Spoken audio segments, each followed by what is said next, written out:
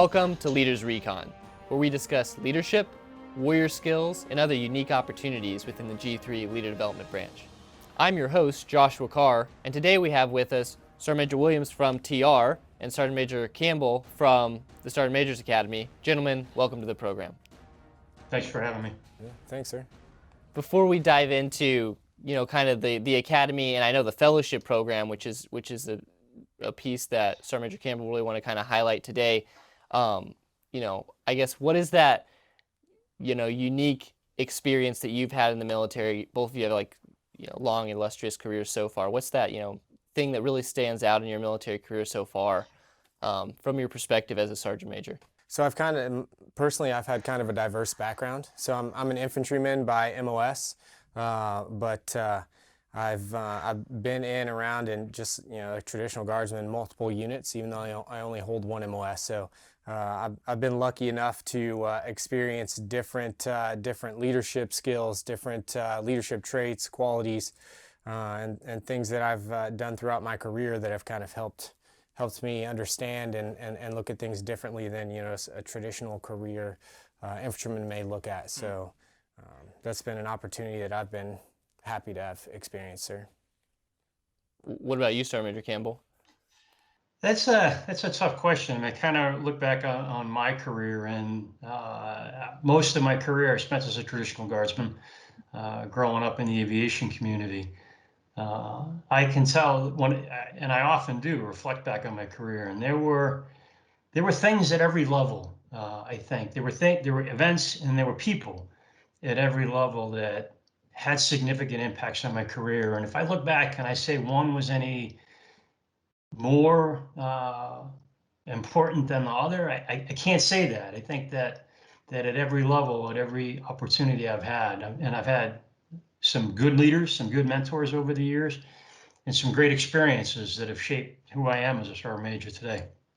So you kind of brought up something that I think is going to lead right into what we were just talking about with the Sergeant Major's Academy, being a traditional guardsman. So can you give us an overview, Sergeant Major Campbell, of for those that are not as familiar with what the academy is, what its chief goals are and stuff, can you give us a quick overview of what that is?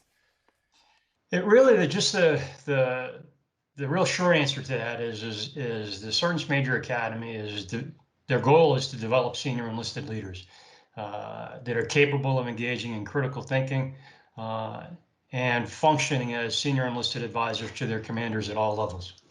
So I know there's a substantial resident and then non-resident parts of that course. Can you explain what those class sizes are? What's the makeup of that, especially for the guard formations a little bit? I can give you some of the details on that. So just to clarify that, right, it's one course.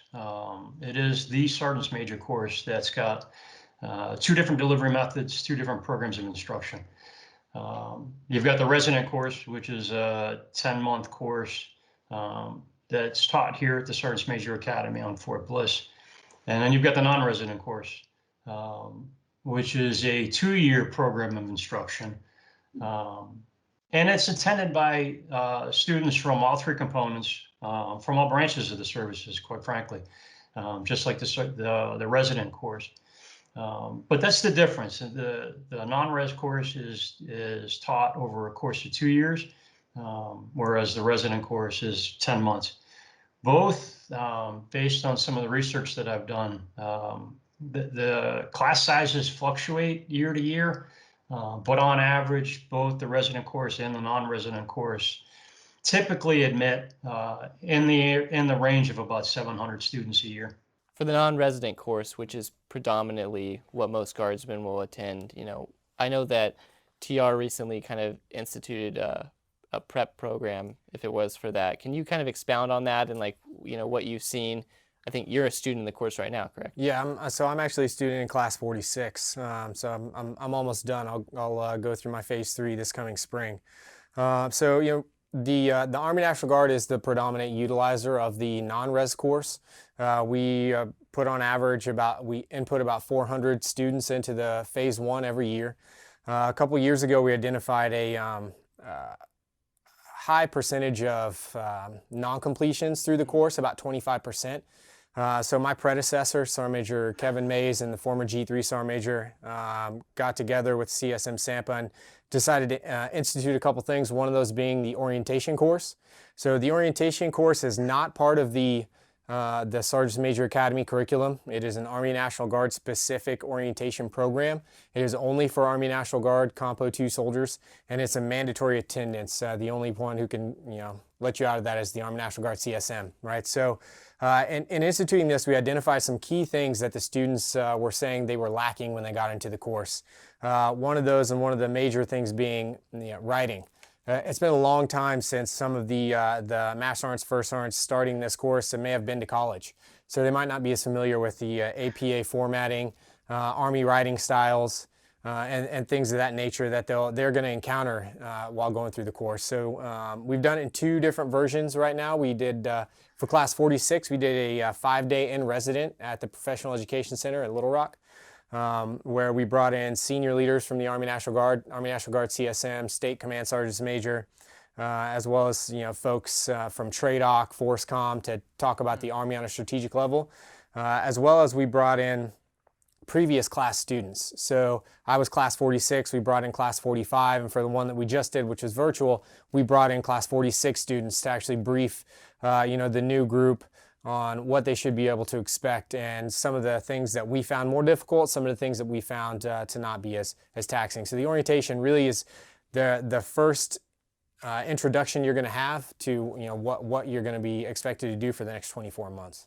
So sticking on the DL topic right now, what does that workload look like? You're a student right now. What is that if you're a senior enlisted leader looking to go through the academy in the near future? What do I need to budget? Yes. For time and energy? So individual experiences may vary, right? But being that it is a roughly 24-month course, and it's completely online until Phase 3, right? My experience, Phase 1, when I very first started, I spent more time, probably 6 to 8 hours a week, reviewing, reading, just taking notes and understanding things, and that's fluctuated throughout the course based on my level of familiarity with the topic that we're actually doing, based off of what the assignments are, be it a writing assignment, a briefing. So I started off probably 6 to 8 hours a week. Sometimes I could get away with a little less. Sometimes I had to ramp it back up, just based off how much stuff we had going on. Yeah. And I don't know what Sergeant Major Campbell, if he attended the non-resident course as well. What his experience was. So. No, I actually am a graduate of the non-res course. It was Class 33, for anybody who's counting. Oh, wow. Maybe I'll show my age a little bit there, but yeah, Sergeant Major Williams hit it right. It's the workload is different per student. I mean, it's just like any other form of education. Different students have different experiences. It is a workload, though, and it is work, and it does take effort. From my perspective, and I wrote my master's paper on this very subject, on persistence and distance education, specifically with the non-res course in mind. But it is different, but there's a misconception, I think, with a lot of our senior NCOs that they come to the non-res course and they think, well, it's online, it's going to be easy. And as Sergeant Major Williams can attest, and anybody who's come to the non-res course can attest, distance education is not easy. So that actually brought me back to a question I had gotten from actually Sergeant Major at my home unit, right? And I think we talked about this the other day, Sergeant Major Williams, and that was, talking about, you mentioned it's one course, Sergeant Major Campbell. It's just the difference in delivery. And so I guess, what does the academy do, I guess, to kind of facilitate, those same levels of standards between, the subject matter that's getting taught, while you're there through the course versus, like papers getting critiqued and stuff as you're coming in on the online version? Well, I know from my perspective, as I said, it's one course. So our department chairs and vice chairs talk regularly about the curriculum throughout the department. And as I said, it's not So when you talk distance education, we can't take the curriculum that we teach here at the resident course and just move it online. Throughout education, it's physically impossible to do that and achieve the same learning outcomes. So a lot of the curriculum needs to be adjusted a little bit for the online environment. I can tell you one of the significant changes that the Sergeant's Major course has made over the last couple of years is in the delivery method. I know, like when I came through the course in class 33, it was a lot of what they call interactive multimedia instruction, where the student just kind of sat in front of the computer and clicked through a bunch of slides.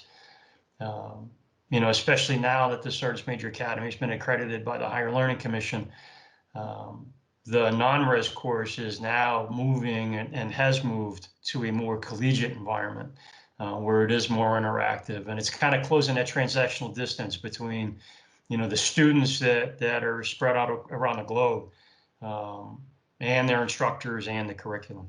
So you actually just mentioned something there, Sergeant Major Campbell, that was on my list of questions, which was, talking about the value add to soldiers that complete the Sergeant Major's Academy, both as members of the military, but even on the civilian side as well. And you mentioned something there about accreditation. Can you give us a rundown of what are some of both the educational value add pieces that you see for individuals or graduates, and then kind of what the impacts are for those individual soldiers and their units when they go back? I can. So a couple of things on that. So the Sergeant's Major course was accredited by the Higher Learning Commission, and it's a branch campus of the Command and General Staff College.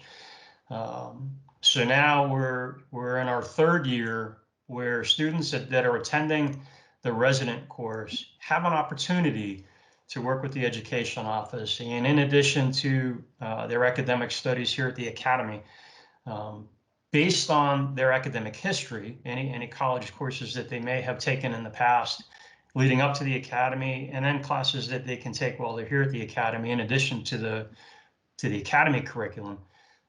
They have the opportunity to graduate not only the Sergeant's Major course, but to achieve a bachelor's degree in labor and workforce development from the CGSC. At the moment, non-res students don't have that same option yet. The Academy is working diligently to get the non-resident course accredited the same way. However, that being said, even today, students that are coming through the Sergeant's Major Academy have access to their Joint Services transcripts, which, in my day, it was called the ARTS transcript. But I know that when I was working on my bachelor's degree at Worcester State University in Massachusetts, Worcester State University accepted a lot of my experience in the military, plus a lot of my courses that I took through the Sergeant's Major Academy, and gave me equivalent credit. So NCOs coming through the resident or non-resident course have that opportunity to take their experiences and take their education here at the Academy and apply it towards a bachelor's degree. So then following up on that, kind of switching over to Sergeant Major Williams, you're up in the course right now, about to graduate. Sergeant Major Campbell's been graduated for a little bit of time now. Well, I guess what were some of your, from starting the course till now when you're about to graduate, what are the, I guess, key takeaways that you said, hey, this is what the Academy really, afforded me from your perspective. And then I'd like to get, Sergeant Major Campbell, your perspective as well, being postgraduate for quite some time now. So I would have to say, at the Sergeant's Major level or at the senior NCO level, you need to be able to communicate clearly, consistently, and professionally, right? So it's not something that we are used to doing on a daily basis, depending on where you've been assigned. So the one thing is very, very writing heavy, the Academy is. So I think it's really driving you to, regardless of the topic that you're covering and what module you're in throughout as you move through the course, it's very writing focused, because you lose credibility when you can't write professionally, and so I think that's a staple and one of the biggest takeaways I've got from the course. It's just hey, check and check again. Make sure you pay attention to Army writing style, AR 2550, you know, and formatting, because it's important. And Sergeant Major Campbell, what are some of your reflections there?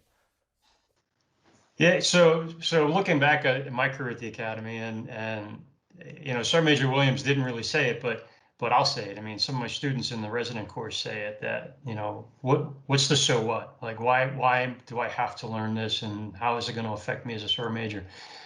You know, for a lot of us, and my experiences alone, right? And so when I came through the academy, there were things that I kind of sat there and I said, why do I need to know this? And is this important? But what students have to remember is that this is probably their last opportunity to educate themselves as a senior non-commissioned officer. Many of our graduates are going to go on and serve at the battalion level. Many of them will go to the brigade and even to the nominative level.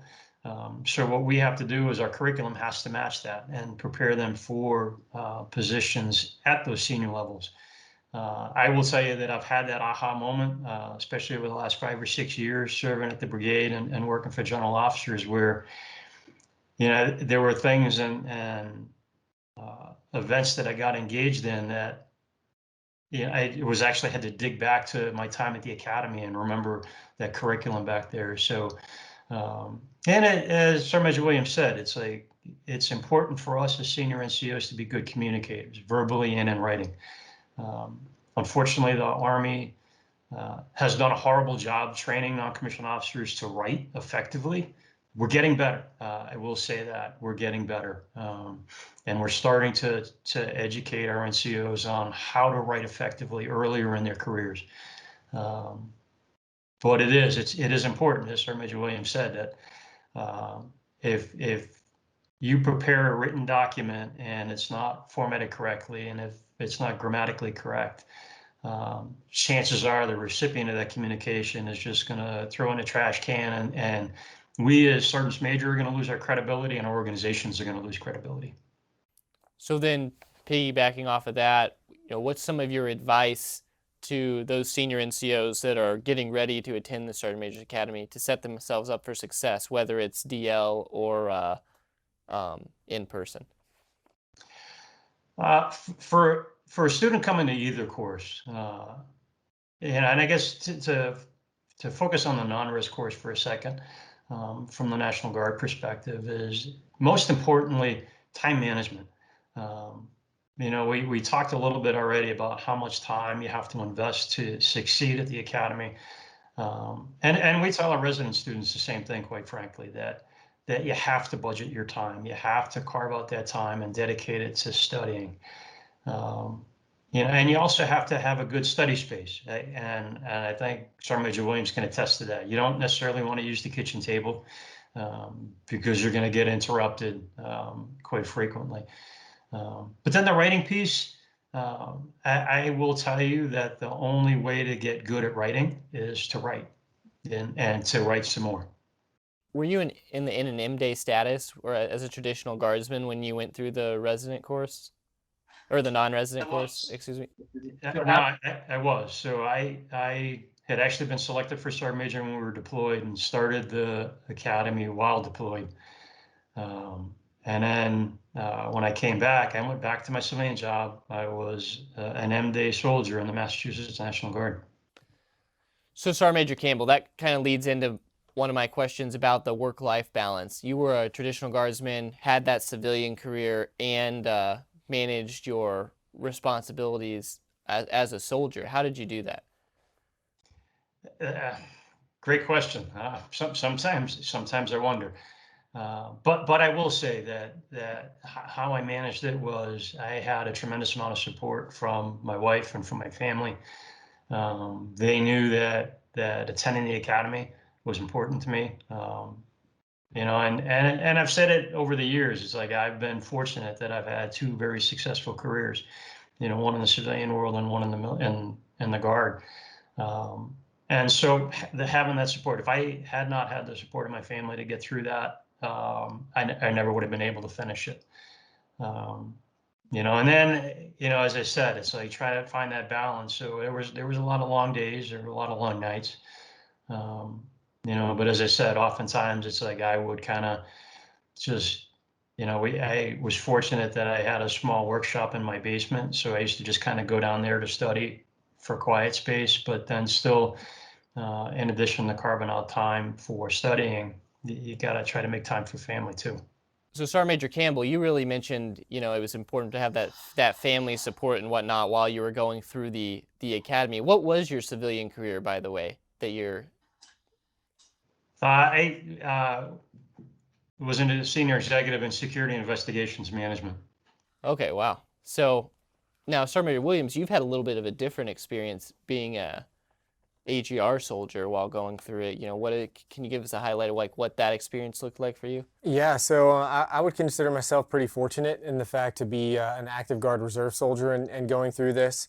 While it is time consuming and it does require a lot of effort and time at night and on the weekends. I don't have a civilian career I'm also competing with, but in my experience so far, it's really the success for me has been that just open communication with my family. Like Sergeant Major Campbell said, that family support's great. Just being honest with my wife up front. Hey, this is gonna take a lot of time, and this is what I'm signing up for. So that way, on those Sundays when I've got a deadline, because maybe I should have been working on something a little earlier than I had been. Maybe I procrastinated a little bit. I can sit down and get after it. So I consider myself fortunate. I mean, I don't really have the ability to work on it during the duty day, but it's definitely experience that it does take a toll on what you're working on and your family. So I think that's their support's what is really the best for that. So before we move into talking about the fellowship program, which I'm really excited to kind of hear what that is all about. Highlighting a couple of the key points. You mentioned earlier, Sergeant Major, that some of the key takeaways were, like, if you're preparing to go to the Sergeant Major's Academy, that orientation course is really going to provide you the tools to set you up for success in the non-resident course. As far as the resident course goes, Sergeant Major Campbell, do you want to highlight a few things for guardsmen that are selected for the resident course of things that they should do to set themselves up for success when they arrive? I can, and I think we've touched on a number of them already. And regardless if you're coming into the non-resident course or into the resident course, you've got to have the support of your family. Again, regardless of which method of instruction that you're coming into, without that support, it's going to be a challenge, right? Not impossible, but it's going to be a challenge. The other piece of that is that and it's like any other educational opportunity or educational endeavor. You have to be prepared. You have to budget your time and understand that there are going to be requirements.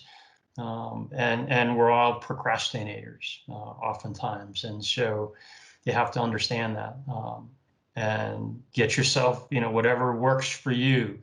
And there's a number of tools out there that can help you be successful. But as we tell our students in the resident course, they're tools, right? None of them are perfect. None of them are going to have all the answers. But just figure out which one works best for you. Well, thank you for that, Sergeant Major. So, to kind of shift into talking about the fellowship program, which I think everyone's excited to talk about a little bit. Can you give us an overview, Sergeant Major Campbell, of what the fellowship is? Yeah, and the fellowship program it's a phenomenal opportunity for senior non-commissioned officers. So the way the program is set up is that Sergeants Major can apply to the fellowship program, and for a National Guard soldier, for a National Guard NCO, it's a 3-year commitment. So you PCS here to Fort Bliss, and you're enrolled in a master's program at either Penn State University or Syracuse University to obtain a master's degree. Penn State, it's lifelong learning and adult education, and at Syracuse University, it's instructional design. So that it's a 1-year master's program for either school. And then for that National Guard NCO, it's a 2-year commitment on the platform teaching here at the resident course at the Sergeant's Major Academy. So how many applicants do you typically get per year? How many spots, I guess, do we get per year for the fellowship program? And can you give us a little bit of a dynamic of what that looks like? And then, you know, I guess what the big takeaways are for those fellows. So, great question. And I know we've just expanded the program. I came in cohort 4, and there were 20 slots for the fellowship program. We just selected and announced cohort 7, in which we've got 30 NCOs coming into the fellowship program. And I believe when I looked at that list and talking with Sergeant Major Sampo, I think that the National Guard has 5 NCOs in cohort 7 now. Sergeant Major Williams, is that correct? Yeah, that's correct. We got 5.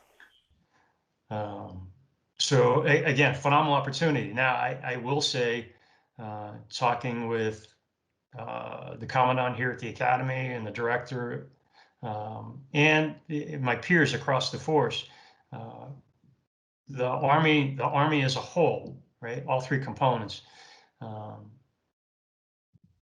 challenged to get applicants for the fellowship program. I mean, we filled the 30 seats this year. I think that there were about 34 or 35 applicants for those positions in the fellowship this year.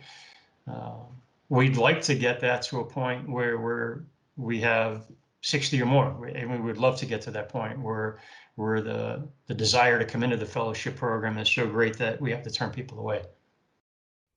So you mentioned it's a 3-year commitment. You know, what does that 3-year commitment broken down look like? So the 3-year commitment. So with the first year, you're basically here at Fort Bliss, but you're attending school, whether it's at Penn State University or Syracuse University, in a distance education perspective. Once you graduate from one of those 2 schools, then you're assigned to a department here at the academy where you become an instructor in that department. And then you teach for 2 years. Sergeant Major Campbell, then, like, from your experience so far as a fellow, what are some of your most memorable experiences as a fellow, or what was the big value add that you think you've gotten during your fellowship experience that makes it such a unique Army opportunity?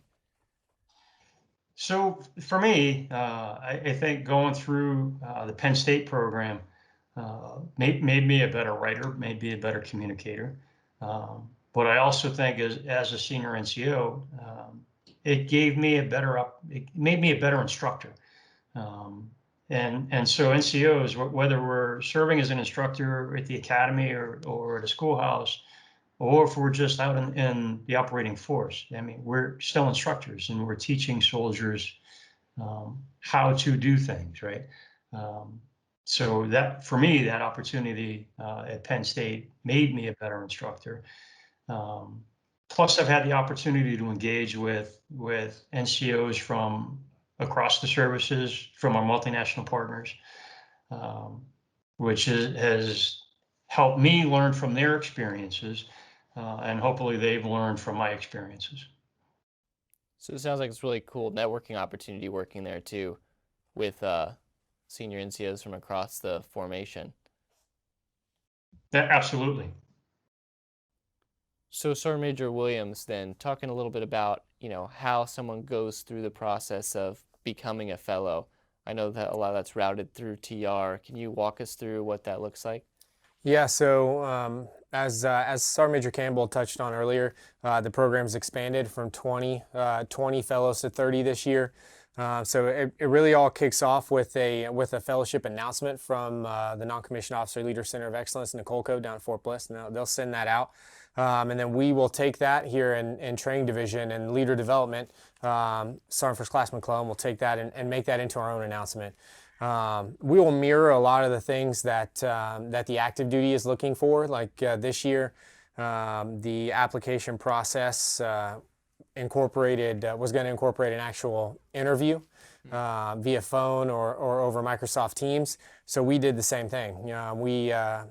we do not constrain the packets from the states. We'll take as many as they'll send. In previous years, we did scrub those and send down what we would consider the top 3.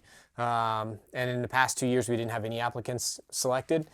This year, we got 5. We did interviews with CSM Sampa, a couple of state CSMs, myself, and the G3 Sergeant Major.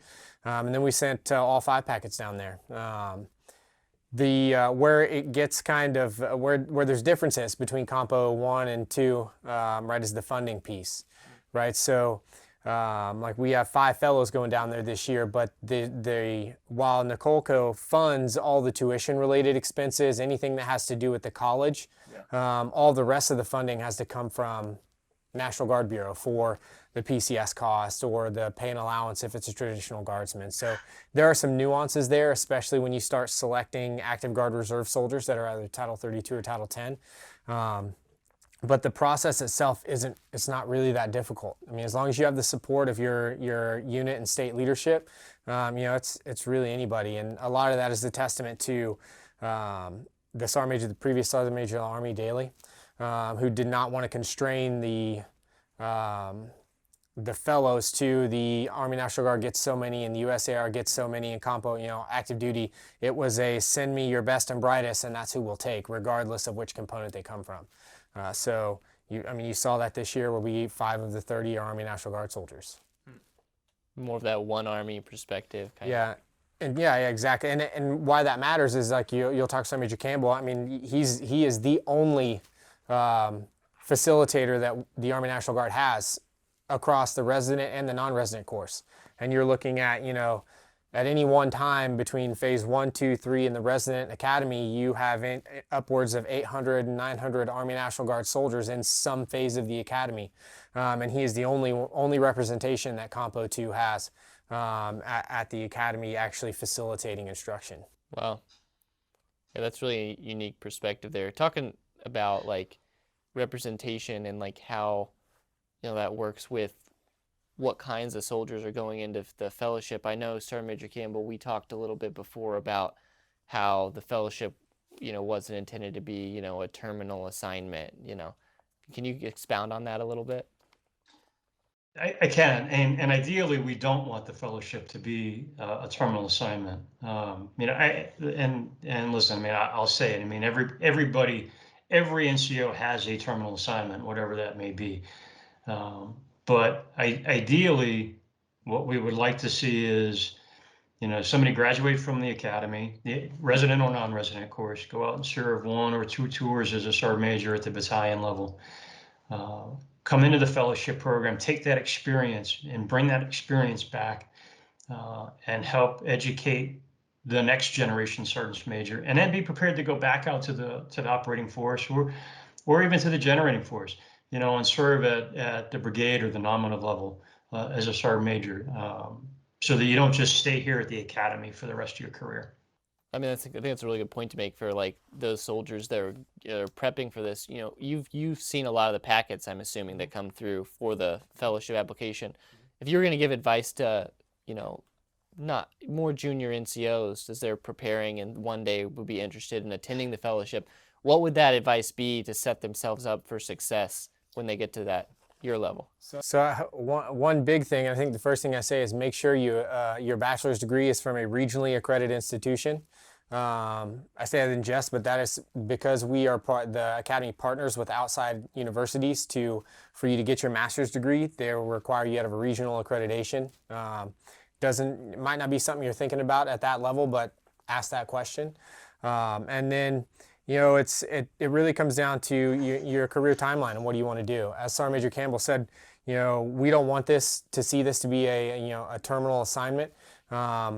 This should definitely be value added to the force once you complete it, right? We don't want to pay for you to get a master's degree and then you retire and go do something else. We want you to take that experience that you've had as being a facilitator at the most senior level of education for the non-commissioned officer and take that back out to the force and enhance the junior NCOs.